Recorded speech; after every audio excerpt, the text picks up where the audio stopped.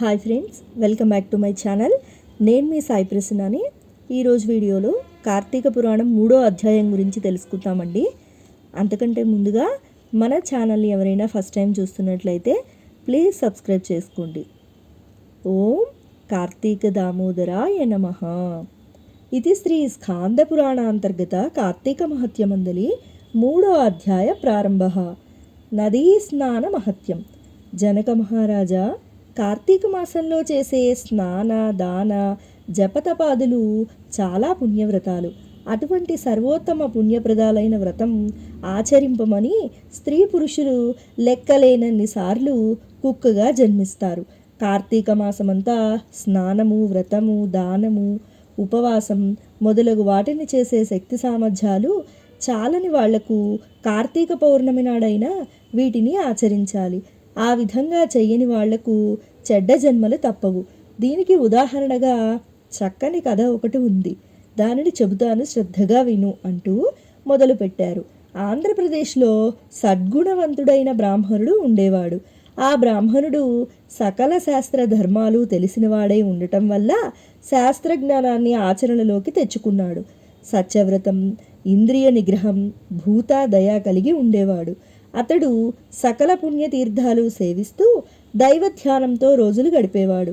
ఒకరోజు ఆ పుణ్యాత్ముడు తీర్థయాత్రకు పోతూ గోదావరి తీరానికి చేరుకున్నాడు. అక్కడ ఓ పెద్ద మర్రి చెట్టు మీద 3 బ్రహ్మరాక్షసులు ఉంటున్నారు. సూది మొనలాంటి తల వెంట్రుకలు పైకి లేచే పెద్ద ఈత రుప్పుల్లా కనిపిస్తున్నాయి. కొండ గుహల్లాంటి పెద్ద పెద్ద నోళ్లు తెరుచుకొని భయంకరంగా అరుస్తున్నారు. వాళ్ల శరీరాలు కారు మబ్బుల కంటే నల్లగా నిగనగలాడుతూ పర్వతాల్లా గోచరిస్తున్నాయి.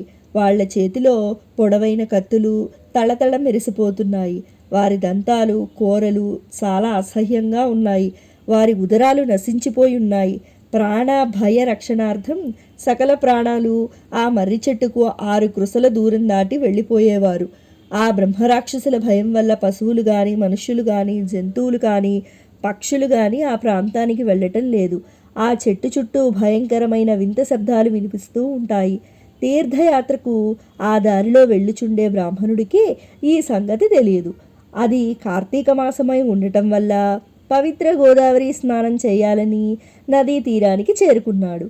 విధివశం వల్ల మర్రి చెట్టును ఆశ్రయించి ఉండే ఆ బ్రహ్మరాక్షసులను చూసి భయపడి వారి అరుపును వినే శక్తి లేక చెవులు మూసుకున్నారు. శరీరమంతా చెమటలు పట్టాయి. అతనికి నిలువెల్లా వణుకు పుట్టింది.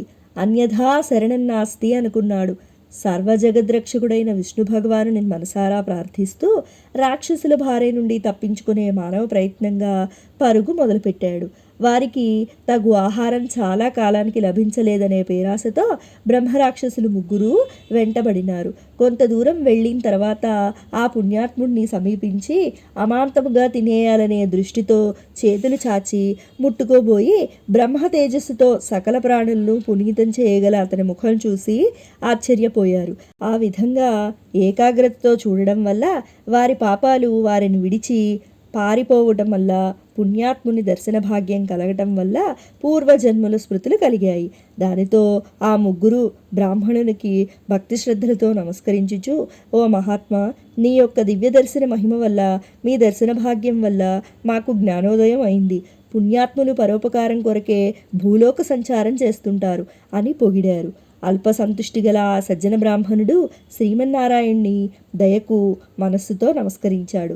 అతనిలో భీతి తొలగి నిశ్చింత, ఏకాగ్రత కలిగాయి. వారిని దయతో చూస్తూ మీకు తప్పక మేలుగు జరుగుతుందని ఆశీర్వదించాడు. తర్వాత వారి కథ తెలుసుకోవాలనే కుతూహలం కలగటం వల్ల, నాయనలారా, మీరు ఎవరు? మీకు ఇటువంటి జన్మలు ఎందుకు వచ్చాయి? పూర్వజన్మలో మీరు ఎటువంటి పాపాలు చేశారు? చేసిన పాపం చెప్పటం వల్ల కొంత పాపం పోతుంది. శ్రీ మహావిష్ణువు మనలందరినీ రక్షిస్తాడు.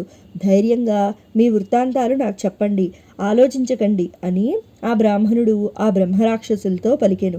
అప్పుడు ఆ రాక్షసులు వరుసగా తమ వృత్తాంతములు చెప్పడం ప్రారంభించారు. మొదటి బ్రహ్మరాక్షసుని కథ.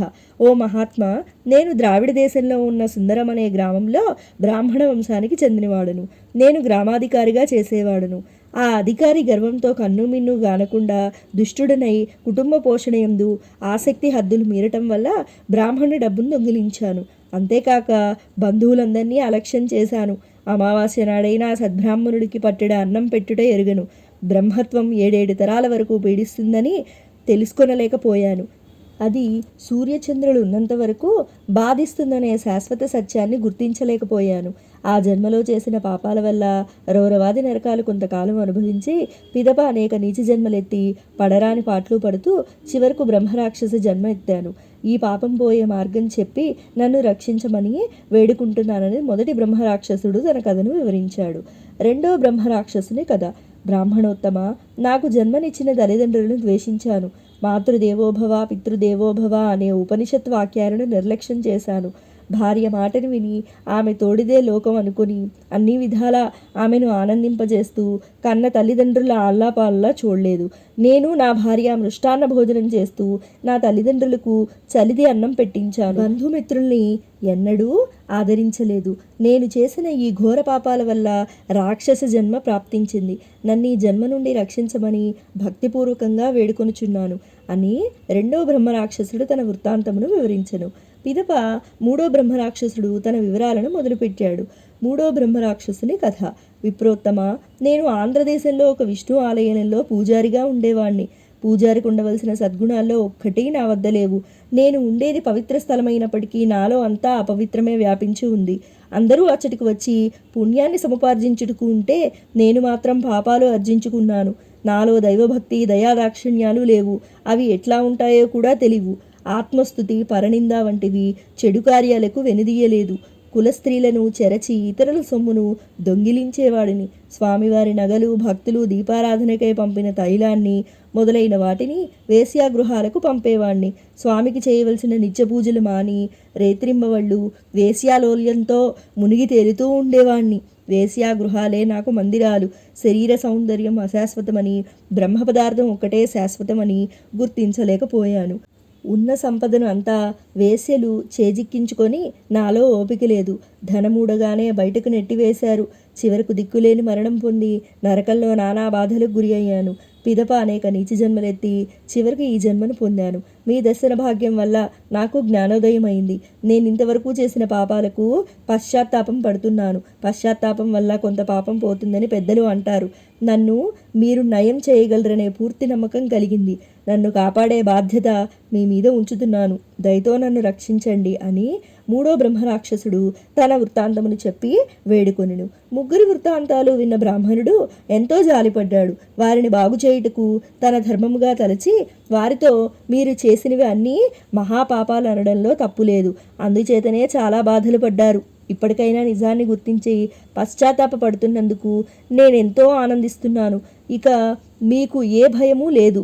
మీకు ఈ చెడు జన్మల నుండి విముక్తి కలిగిస్తాను. ఆ ఆదిశేషుడు మనకు తోడు నీడగా ఉంటాడు అని చెప్పి వాళ్ళని తీసుకొని కావేరీ నదీ తీరానికి చేరుకున్నారు. అది కార్తీక మాసం కావడం వల్ల ఉపవాసం చేసి నదిలో స్నాన జపాలు గావించి వ్రతం పూర్తి చేసి ఆ వ్రతం యొక్క ఫలితాన్ని ఆ ముగ్గురు బ్రహ్మరాక్షసులకు ధారపోశారు. ఆ వ్రతఫలం వల్ల బ్రహ్మరాక్షసులు విముక్తి పొందారు. అందువల్ల కార్తీక మాసంలో స్నానం చేసి వ్రతాలు ఆచరించే వారికి సకల పాపాలు తొలగిపోయి 10,000 వాజపేయాలు చేసిన పుణ్యఫలం కలుగుతుంది. ఈ ప్రయత్నమును చేయడానికి నిర్లక్ష్యం చూపిన వాళ్ళు అనేక నీచ జన్మలకు గురి అయి చివరకు నీచాతి నీచమైన పంది జన్మనెత్తి తర్వాత బ్రహ్మరాక్షసులు అవుతారు. స్త్రీ పురుష తేడా లేకుండా అందరూ కార్తీక మాసంలో కావేరి కృష్ణ గోదావరి మొదలైన పుణ్యనదుల్లో స్నానం చేసి నక్తం మొదలగు వ్రతాలు చేయాలి. ఇది శ్రీ స్కాంద పురాణాంతర్గత కార్తీక మహత్యమందలి 3వ అధ్యాయం సంపూర్ణం. ఓం కార్తీక దామోదరాయ నమః. ఈశ్వరుని యొక్క కృపాకటాక్షలు మనందరిపై ఎల్లవేళలా ఉండాలని మనస్ఫూర్తిగా కోరుకుంటున్నానండి. సర్వేజన సుఖినో భవంతు. సర్వే సృజన సుఖినో భవంతు. ధన్యవాదాలు.